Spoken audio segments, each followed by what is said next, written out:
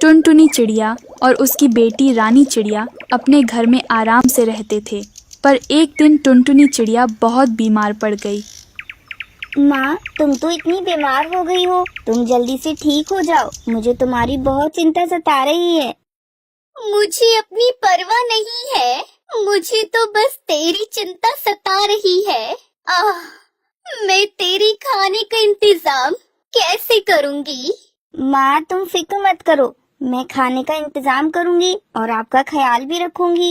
नहीं रानी नहीं, तू घर से बाहर नहीं जाएगी।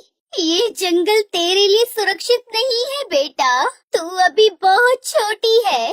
बाहर निकलते ही शिकारी पक्षी तुझे छोड़ेंगे नहीं मेरी बच्ची। नहीं माँ, तुम भूखी हो, तुम्हें अभी खाने की सख्त जरूरत है। मैं खाना लेने जा रही हूँ माँ। इतना बोलकर टुनटुनी चिड़िया के रोकने के बाद भी रानी चिड़िया घर से बाहर चली जाती है और इधर उधर खाना तलाश करने लगती है। पूरा दिन बीत गया, लेकिन मैं माँ के लिए खाना भी नहीं ढूंढ पाई। अब तो मुझे भी भूख लगने लगी है, मैं क्या करूँ? तभी कालू कौवे की नजर रानी चिड़िया पर पड़ती है और वो रानी चिड़िया के पास आकर कहता है, लगता है तुम खाने की तलाश में भटक रही हो। हाँ, मुझे कहीं भी खाना नहीं मिल रहा। मेरी माँ भूखी और बीमार है। मैं तुम्हारी मदद कर सकता हूँ, चलो मेरे साथ। तुम्हारा बहुत बहुत शुक्रिया। आज तो बड़ा इनाम मिलेगा मुझे, अब आएगा मजा। कालू कौवा रानी चिड़िया को एक दूसरी जगह लेकर चला जाता है, जहाँ जाकर रानी चिड़िया डर जाती है।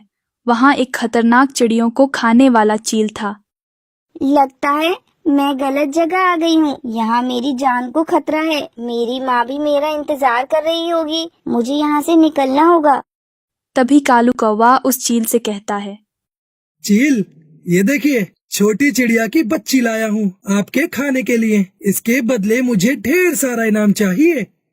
अरे वाह कालू, ये तो देखने में ही इतनी स्वादिष्ट लग रही है, खाने में तो बड़ा ही मजा आ जाएगा। ये लो 500 रुपए। अरे शुक्रिया शुक्रिया। कालू कौवा उन पैसों को लेकर वहाँ से चला जाता है। नहीं नहीं, मुझे मत खाइए, मुझे जाने दीजिए। मेरी माँ मेरा इंतजार कर रही होगी, वो बहुत बीमार है, मुझे जाने दीजिए। बिल्कुल नहीं, मैं तुझे जाने नहीं दूंगा। मैंने तुझे पैसे देकर खरीदा है, अब तो मैं खाकर ही रहूंगा। बचाओ, कोई तो बचाओ। उधर टुनटुनी चिड़िया रानी के घर ना लौटने पर परेशान थी। अरे इतनी शाम हो गई, अभी तक रानी वापस नहीं आई। मैं सुबह तक इंतजार करती हूँ, अगर रानी वापस नहीं आई तो मैं उसे ढूंढने जाऊंगी। उधर रानी चिड़िया बहुत डर रही थी। तुझे देखकर मेरा खाने को तो बहुत मन कर रहा है, लेकिन क्या करूं, आज का खाना मैं खा चुका हूं, इसलिए मैं तुझे कल सुबह खाऊंगा। तब तक तू मेरे पास यहीं कैद रहेगी। नहीं नहीं, ऐसा मत कीजिए, मेरे सिवा मेरी माँ का कोई नहीं है। अगर आपने मुझे खा लिया तो मेरी माँ का ख्याल कौन रखेगा? ए चिड़िया, मुझे ज्यादा परेशान मत कर, अभी मेरा सैर करने का समय हो गया है। इतना बोलकर चील रानी चिड़िया को पिंजरे में बंद कर देता है और खुद सैर करने के लिए चला जाता है। अगली सुबह होते ही बीमार टुनटुनी चिड़िया अपनी बेटी रानी को ढूंढने निकल पड़ती है। बहुत ढूंढने के बाद वो उसी जगह पहुंच जाती है जहां वो कालू कौवा था।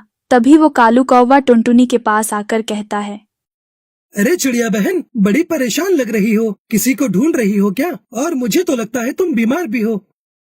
हाँ कालू भाई, मैं बीमार हूँ। मेरी छोटी बच्ची मेरे लिए खाना ढूंढने गई थी, लेकिन अब तक वो घर नहीं लौटी, इसलिए मैं बहुत परेशान हूँ। मैं उसी को ढूंढ रही हूँ।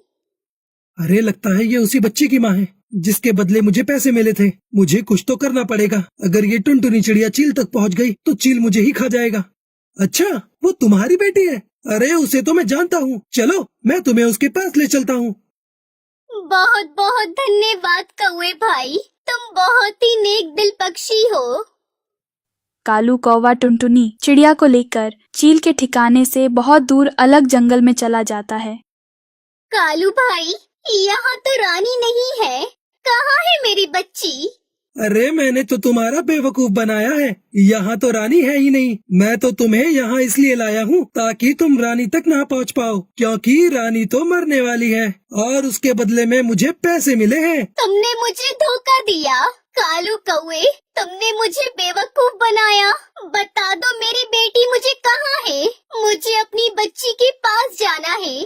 मैं तुम्हें नहीं बताऊंगा, और वैसे भी चील रानी चिड़िया को खाने वाला ही होगा। और अब मैं तुम्हें इतनी दूर ले आया हूँ, तुम इतनी बीमार हो कि रानी तक पहुँच नहीं पाओगी। अब मैं जा रहा हूँ। जैसे ही कालू कौवा वहां से जाने लगा तो टुनटुनी चिड़िया ने उस पर जोर से वार किया, जिससे कालू कौवा घायल होकर जमीन पर गिर पड़ा।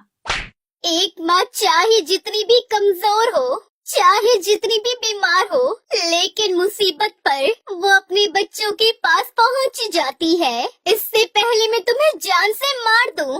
बताओ मेरी रानी कहाँ है? आज मुझे रानी तक पहुंचने से कोई नहीं रोक सकता। टुनटुनी चिड़िया का ये रूप देखकर कालू कौवा डर जाता है और उसे बता देता है कि रानी कहाँ है। कुछ ही देर में घायल कालू कौवा भी मर जाता है। उधर चील रानी को खाने के लिए उसका पिंजरा खोल देता है। मुझे जाने दो, मुझे मेरी माँ के पास जाना है। मुझे जाने दो, मुझे मत खाओ। मुझे जाने दो, मुझे मेरी माँ के पास जाना है। मुझे मत खाओ। ए चिड़िया, तू बिल्कुल चुप हो जा। आज मैं तुझे खाकर ही रहूंगा। इससे पहले चील रानी चिड़िया को खाता टुनटुनी वहां पहुंच जाती है और एक पत्थर चील के ऊपर फेंक देती है, जिससे चील घायल हो जाता है। माँ, आप आ गई। आप यहाँ से जाओ, नहीं तो चील आपको भी खा लेगी। ए चिड़िया, तू इसे नहीं ले जा सकती, क्योंकि मैंने इसे पैसे देकर खरीदा है। माँ अपनी बच्ची को बचाने के लिए कुछ भी कर सकती है। अब या तो तुम मेरी बच्ची को छोड़ दो, नहीं तो मैं तुम्हारा भी वही हाल करूँगी जो मैंने उस कालू कौवे का किया है। अरे तूने मुझे कौवा समझा है क्या? लगता है तुझे मेरी ताकत का अंदाजा नहीं है। देख चिड़िया, सीधे सीधे यहाँ से चली जा, नहीं तो तेरी बच्ची के साथ साथ मुझे तेरा भी शिकार करना होगा। जैसे ही चील रानी चिड़िया को खाने के लिए आगे बढ़ता है, तभी अचानक से टुनटुनी चिड़िया आ जाती है और सीधा चील की आंखों पर अपनी चोंच से हमला करती है, जिससे चील बुरी तरह तड़पने लगता है। अरे अरे मेरी आंखें, मुझे दिख नहीं रहा है। ये तुमने क्या किया चिड़िया? मेरी आंखें फोड़ दी। अरे अरे मेरी आंखें। मैंने बोला था ना कि एक माँ अपनी बच्ची के लिए कुछ भी कर सकती है। तुमने क्या सोचा कि मैं अपनी बच्ची को मरने के लिए छोड़ जाऊंगी? इस तरह चील को सबक सिखाकर टुनटुनी चिड़िया अपनी बेटी रानी चिड़िया को लेकर अपने घोंसले में चली जाती है। फिर दोनों माँ बेटी खुशी खुशी साथ में रहने लगती हैं।